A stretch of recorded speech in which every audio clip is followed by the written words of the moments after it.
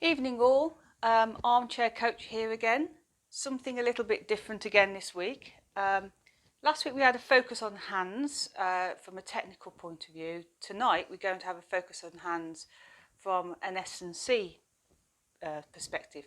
Now, a little while ago, well, quite a while ago now, I had quite a nasty hand injury. And in order to get my hand back to strength, in order to fence again, my physio suggested a series of exercises, which they also said would be really quite good to be ongoing. So I want to share those with you. What you'll need for this, now I used these therapy putties. The advantage of using these is you don't want to be using a heavy duty hand exerciser. You don't want something like a foam ball, not for this particular one. You want something where you can start very easy and not that baggy, get more difficult. So these are graded, so you can start very easy. If you have a weakness in your hands already, you can start very easy and increase. They come from different companies. They're therapy putties, you can get them online. You can use plasticine, but like I say, you're stuffed with it being one particular tension. So I've got different ones here. So I'm going to show you some different exercises. So the first one is just a very simple one. You squeeze it into a ball, rotating it around like this, and then pressing with your thumb. And squeeze it and rotate it. So you're rotating it with your fingers. So getting lots of mobility in your fingers, and squeeze. Rotate, rotate and squeeze. Okay. The next one, you imagine when you were at school and you made coil pots at school, and you work with clay. You make a coil as if you're going to make a coil pot. So you're doing this with to make the coil. Once you've done that, I like to do it a few times. I roll it back over. And this actually it's a good one to do first actually, because it warms up the muscles quite a lot. Warms the muscles up. It's also quite good in the arms. It feels quite good. There's a sort of Pilates type exercise of pressing together, which is quite nice as well. So you're thinking about all of these muscles in your arms.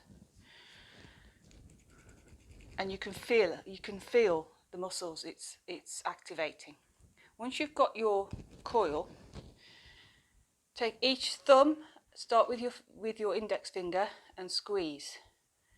And squeeze, alternate each finger in turn.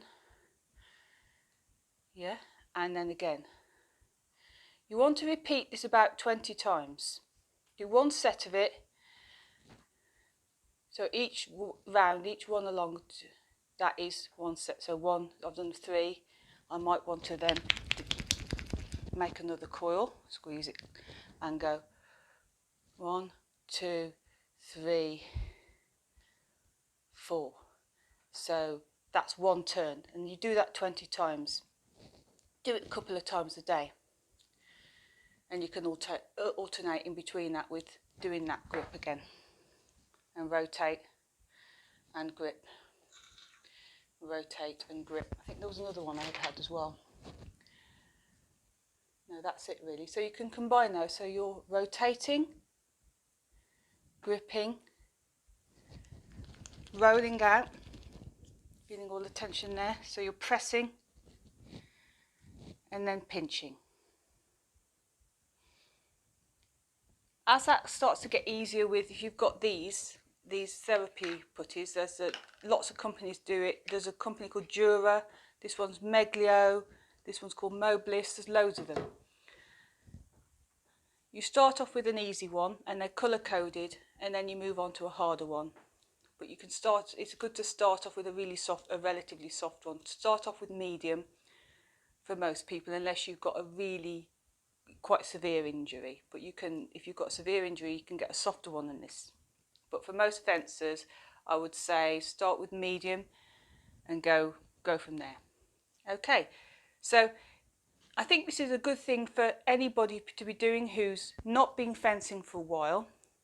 One of the most common things I see when I'm coaching, if if I'm even giving an individual lesson, is a fencer who stops constantly and needs to move their hand.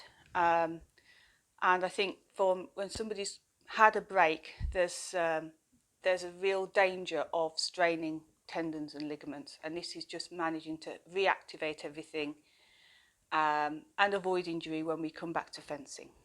So that's my top tip for today. Okay, enjoy that. I'm going to enjoy squeezing my putty. Bye bye.